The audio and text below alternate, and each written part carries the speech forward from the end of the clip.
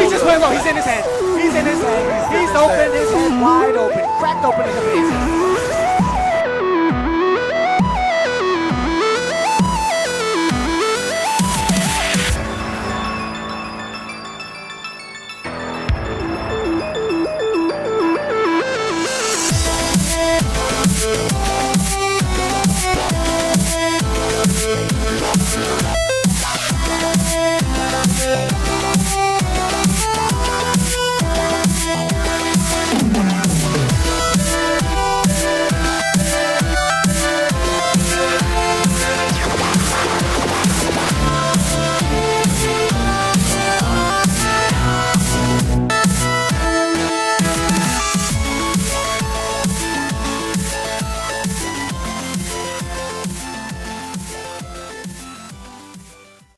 Hey, what's going on, guys? It's Mario Man 2100 back again with another episode of How's My Team. We're recording on Monday, the whole episode on Monday actually, so a bit late, but we've got to talk about a few things. We obviously got to talk about Liverpool, obviously playing relatively early on Sunday morning. We've also got to talk about the Wanderers going up against Auckland FC at home, second time they've played them this season. Obviously the girls' team's on the bye at the present moment. And yeah, we're going to really just go over a few things, go over some miscellaneous stuff because there's been some exciting developments and stuff like that. But yeah, let's get on with the episode. So yeah, let's start with the clunker of the weekend, and that was the Wanderers up against Auckland FC. And when I say clunker, yes, that means they did lose. Again, the Wanderers, they lost 2-0 to Auckland FC, last year's premiers of last season. And it was 0 at half time, so they actually played relatively well in the first half, or at least they were looking like they were playing expansive football. You know, they weren't going like completely just outside to the wings like they did last game against Perth Glory. Realistically, that was one of the things that they did when they were transitioning. It was only just going wide and then going in for a shot, whereas it was a little bit more expansive in terms of football. They just didn't get on the scoreboard. And Auckland scored in the 57th and 74th minutes to be up 2-0. And yeah, it's pretty disappointing performance from the Wanderers. I wasn't actually watching this game. It was Friday, so usually work every Friday, and it was a night game as well. Plus, it was also on Paramount Plus, which obviously I don't have an account through Paramount Plus. My dad does. He does in his household, but I do not have one in my possession, so I haven't been able to watch any of the games on Paramount Plus. It's only just the stuff that's been live on normal television. But it was 55 to 45% split in terms of possession. Shooting accuracy was higher for the Wanderers, but obviously it didn't really matter. Offside 4 times as well, which is fantastic from the Wanderers. But yeah, so with that is a massive result for the men's, because we were in a situation where we're in close to the top 6. In fact, I think we're almost in 7th position, and we dropped right down to second last in 11th with 9 points still. Thankfully, Central Coast Mariners did lose yesterday. Otherwise, we'd be right at the bottom. They ended up losing, 3-1 to Wellington. So it was just a awful performance. With that win, obviously Auckland FC do go up to the top of the table, because Sydney FC kind of bottled themselves. They lost to Newcastle. So realistically, with the results from last week, MacArthur won 2-1. Newcastle Jets was 2-0 over Sydney FC. The Melbourne Derby was won by victory. Adelaide United won against Perth Glory. And as I said, Wellington won 3-1 over Central Coast in New Zealand. So next week it is, this coming week, it's Adelaide on Saturday after Christmas. And we're playing in Adelaide again, which is the first time since round 4, when the Wanderers played them last time at away from home. So hopefully it'll be a better result this time. Adelaide in 5th position at the moment, obviously with Wanderers being in 11th position. So it's Auckland FC at the top with 20 points. Sydney FC with 18 in 2nd. 3rd is Brisbane. Despite losing, Brisbane stay in 3rd position with 15 points. 4th position is Melbourne City with 12.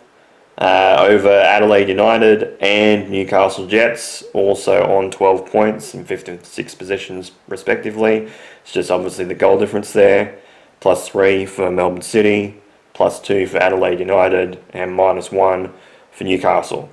Then in 7th position is Wellington with 11, then MacArthur as well on 11, and Victory as well on 11 on 8th and 9th respectively. Just again, goal difference there. -2, but more goals for Wellington than MacArthur. MacArthur have only got 6 this season. And then obviously -5. -5 for Melbourne Victory. Then in 10th position is Perth Glory with 10. Then the Wanderers with 9. And last but not least is Central Coast Mariners with 8 points. Now, unfortunately, that also is a situation where we're struggling to score goals because we are now tied with the worst team, which obviously was MacArthur, with 6 goals for this season, and we've played what are we into round 10 this coming week. So we've played 10 weeks of football and we've only scored 6 goals this season. So that's pretty disappointing considering we were in a situation where we were the best attacking team of the season last year in terms of scoring goals, and now we're nowhere even close because the team that's in front is actually Newcastle right now by 1 goal, then it's Sydney FC, then Auckland FC, and then a tie for fourth with most goals with Adelaide and Wellington with 13.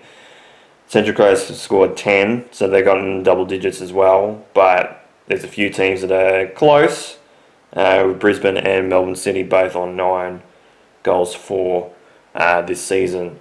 So yeah, pretty disappointing result for the Wanderers, and we need to just get people scoring again, because 6 goals for 9 games of the season so far is nowhere near good enough, and you're not going to win many football games, if any, with scoring that least amount of goals. I will say, considering the women didn't play, I'll add that to this. They actually moved up position. They actually moved into 10th position off the bottom of the ladder with a loss from Adelaide yesterday in the women's league. They ended up losing 1-0 to Perth Glory. So their actual goal difference is actually worse than ours. Actually, no, sorry, misspoke. It is the same. It's just that they've only scored 3 goals this season. The Wanderers have scored 4. So with that goal loss, that 1 goal loss to Perth Glory, which put them into 6th position, the Wanderers are sitting in 10th position with 4 points leading into next week. So that's a big bonus for them. They are off the bottom of the ladder technically. With the women's table, Melbourne Victory go to the top of the table, with Canberra United being in 2nd position with 14 points. Melbourne Victory with 15. Canberra ended up drawing in their game, so they actually ended up kind of dropping points this weekend. Then Central Coast in 3rd with 10. Newcastle in 4th, also on 10 points, just 1 goal behind Central Coast. Then in 5th, right down to 7th position, is all on 9 points is Brisbane, followed by Perth Glory and Sydney FC. Sydney FC actually got a battering. That is one thing that I actually did want to talk about. I kind of was going to talk about that in the miscellaneous stuff, but I'll talk about that now, considering it's relevant. If I scroll right down, it was 7-0. 7-0 to Wellington Phoenix over Sydney FC. Sydney FC were sitting in 5th position before the start of that game, and Wellington were right near the bottom. And yeah, so Wellington jumped to 8th position with 8 points. Then Melbourne City in 9th position with 7. Then obviously Wanderers and Adelaide United both on 4 points. So for the women's league, yes, we still got a game to go. We've got Brisbane and Melbourne City to play. When this video actually will go up the same day, it'll be, or actually no, that's the 20th of January, so I can't even read. So we go to round 9. It'll also be Adelaide United, so it'll be a double header for Adelaide United for the Wanderers.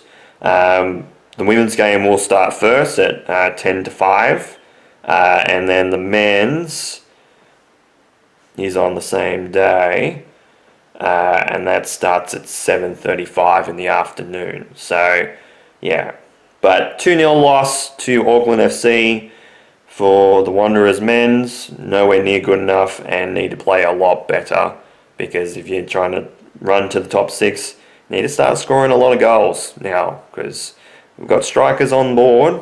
It's not like we don't have players to do so, but we need to keep scoring, because that's just, yeah, that's pitiful. And then we switch over to Liverpool. So I will mention the women's game first, because they hadn't actually played in their competition. It was only the Super Cup, Women's League Cup, which I guess is like the Carabao Cup for the women.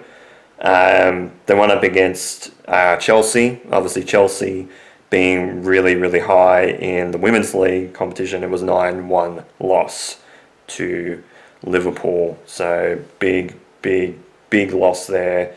I think it was 4-5-0 at halftime, so it wasn't great.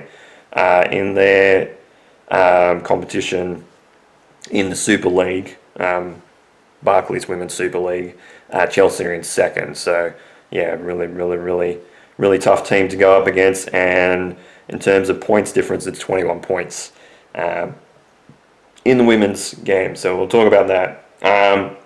But let's talk about the men's, because we've got the men's results. Obviously, they played on Sunday morning my time. It was 0-0 at halftime against Tottenham Hotspur. Tottenham Hotspurs, rather. Is it Hotspur? It's Hotspur, right?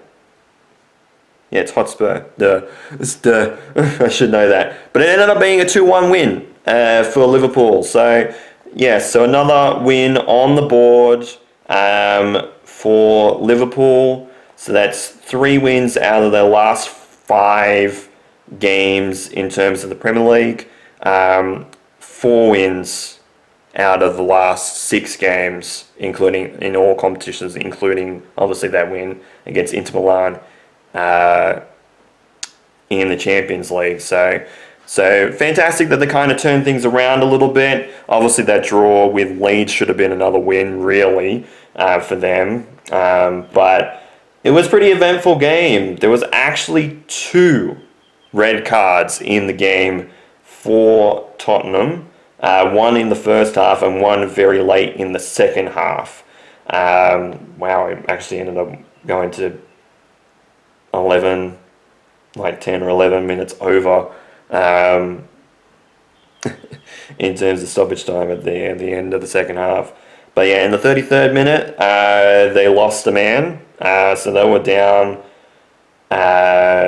to 10 men at halftime.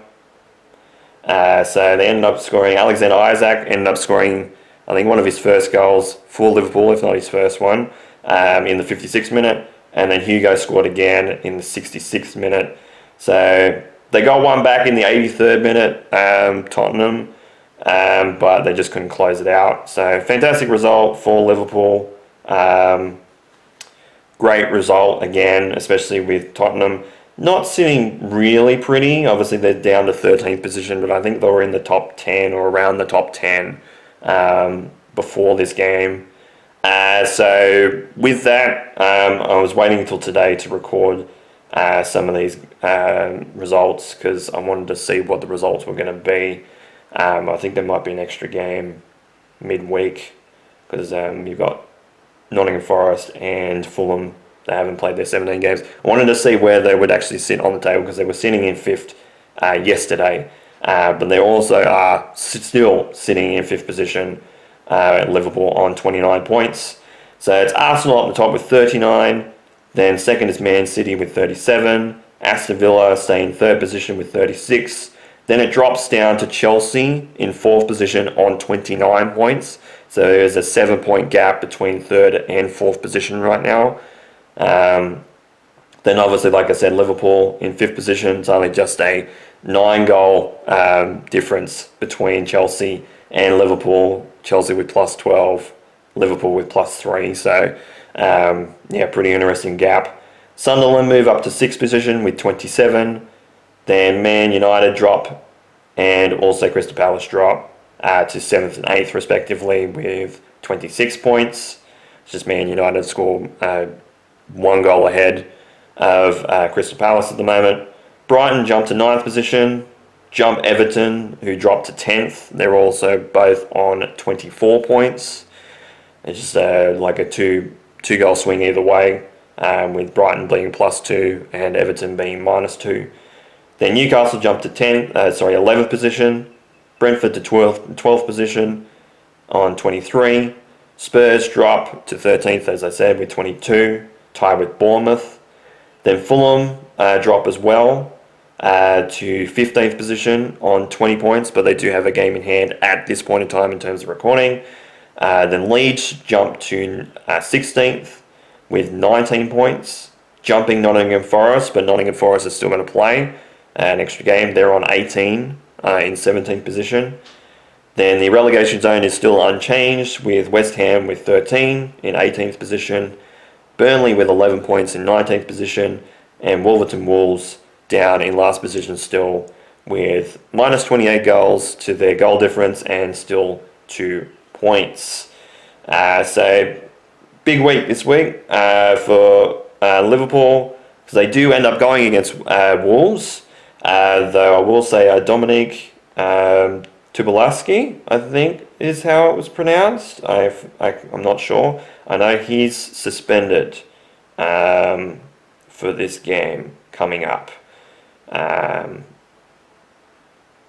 Let's see if I can see it, because he ended up getting his 5th yellow card.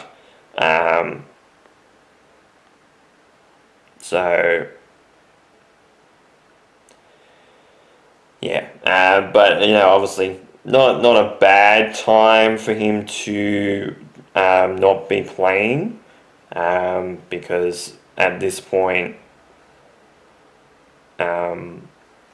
it's just against last position, which I know you're going to say it's like, well, it might be last position, but you can still lose to last position. Thing with the way that Wolverhampton have played this year, I don't know whether that'll be... It's looking like it should be a game where we should get the 3 points and we should get a decent amount of goals against them, I would think. Even when we're not playing really that well, we should be playing relatively well against them, because then we play Leeds again on Friday the 2nd of January, so the week after, and we're playing at home at Anfield. So we're playing at home at Anfield for the next 2 games before going to Craven Cottage against Fulham on Monday the 5th. So we've got a midweek game as well as a late game the week after next. So it's going to be pretty interesting. We'll see how we go against Wolverhampton. Should be a win. Hopefully it is. But 2-1 win over Tottenham Hotspur, especially away from home. Fantastic result for Liverpool, and looking on the outside going in to the top 4, and we'll see how we go in terms of the results. And that'll be it for this episode of How's My Team. We've gone over, obviously, we got the Wanderers next week, obviously playing in a doubleheader against Adelaide United, both men's and women's competitions. So we'll be back with that. And obviously Liverpool going up against Wolverhampton as well. We're going to talk about some miscellaneous stuff. Obviously, we got some stuff going on with the NFL. Obviously, I got to talk about my Seahawks. And it ended up being one of the games of the season.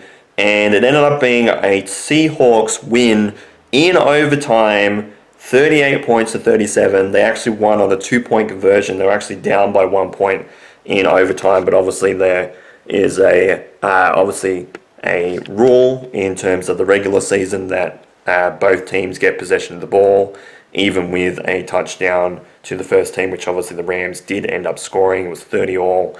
And they were actually down relatively late in the fourth quarter by 16 points. It ended up being, it was 30 points to 14 late in the fourth quarter for the Rams over the Seahawks. And the Seahawks just turned it around relatively quickly and played relatively well. So with that, the Seahawks obviously take the lead in terms of the division, which was the big result. That was the first thing that needed to be done for them. But also in the playoff picture, that actually puts them in the NFC. That puts them right on the top spot in terms of the NFC, like the conference in general, with a record of 12 wins and 3 losses so far. Obviously, the Rams moved to 11-4, dropping a game, obviously against the Seahawks. There's still obviously 2 games left in the season. Seahawks end up going to Carolina to play Carolina Panthers, who ended up winning today as well. And they're leading their division right now over the Buccaneers. But obviously, if the Panthers lose and the Buccaneers win next week, it'll be very interesting going into the last week because they actually play each other again in the last week of the season. But it's obviously going to be interesting. We obviously that was our last home game of the season, and what a way to finish the home side of the home away season for the Seahawks. So we end up playing Carolina next week, and then obviously the week after is the big game against the 49ers at Levi Stadium in San Francisco. So that's going to be a big game for us as well, because the Rams coming up have actually got some decent games in their own right, I think, next week, as well as the week after. They end up having, I believe they have Arizona in the last week of the regular season. And next week, the Rams, if I can scroll all the way down, have the Falcons. So that's a winnable game for them too. So they might end up having 2 wins. But you just got to keep on winning at this point. Yeah, because the Rams, if I scroll down further, Rams must be playing earlier in the day. Yeah, the Rams have the Cardinals in the last week as well. So they have a division rival as well. But it's going to be very, very tough. Obviously, we have our destiny in our own hands, but obviously we just got to keep winning. If we can at least win one of the 2 games, if we can win against Carolina, that'll make it a little bit easier. Obviously with the head-to-head. And in terms of what the conference is, in terms of the difficulty, in terms of the games that we have left, we might have the position over them in the Rams, even though the Rams won. And relatively, the Rams actually should be ahead of us if you're thinking just 1 game apiece in the regular season, because obviously the division plays twice. The division teams play twice during the home and away season. And they're technically winning by 1 point if we're going by margin. So, yeah, it's a bit of a weird situation, but obviously, yeah. So we clinched a playoff spot as well with that win, which is great. We do obviously hold on the top spot. Eagles also won as well. So, yeah, going to be a tough game against Carolina, because Carolina are just fighting to stay in the top of their division. Because next week, the Bucks, and if I have a look at the Bucks, because the Bucks have the Dolphins, so that's a possible winnable game for the Buccaneers. It's a fight for Florida, host to Florida, because it's both Florida teams. And then obviously Carolina obviously have us on early Monday morning. So the Bucks will actually know what the result is, I think, in their game, because they don't start. Oh no, they start at the same time. So that both games will be running at the same time. So they won't actually know what the result will be until probably when they finish their game to see whether they get ahead of the division or not. Obviously, they'll be behind at the end of next week. If the Bucks win and the Panthers lose, they'll only be behind by half a game though, because obviously the Panthers won the first game so far, and obviously will lead into the second. But yeah, so fantastic win for the Seahawks. Obviously, 1 point win. Obviously, clinch a playoff spot with that, which is great. That's the first step. Obviously, we want to win the division if we can, because that'll make it easier. If we can stay in the number 1 spot as well, that'll be very, very helpful. But it's going to be 2 tough games away from home, one in Carolina against the Panthers, who, yes, are at 7-7 at the moment. Or, sorry, 8-7 rather. But playing decently good football. So, they could win. And then obviously against the 49ers, which the 49ers have not played. They won't play until tomorrow, my time, in terms of recording, which will be the Tuesday. But obviously it'll be Monday Night Football. So it'll be going up around about, this episode will be going up around about the time that the game should be done by then for the 49ers. So we'll see how we go with that.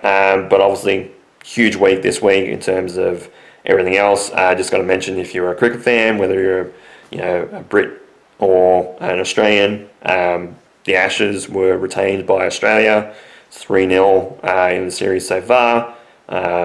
Played relatively well in the last couple of days, especially this test actually for England. Just a few drop catches and a few calls either way that went for both teams. But, Australia have retained the Ashes. They've at least won the series at least 3 games, like the 3 tests to 2, whether it'll be 3-1 or 3-2, 3-1 with the draw, 4-1 or 5-0, or any of the other results that could be in between. We'll see how we go. But going into the Boxing Day test, it's going to be very interesting.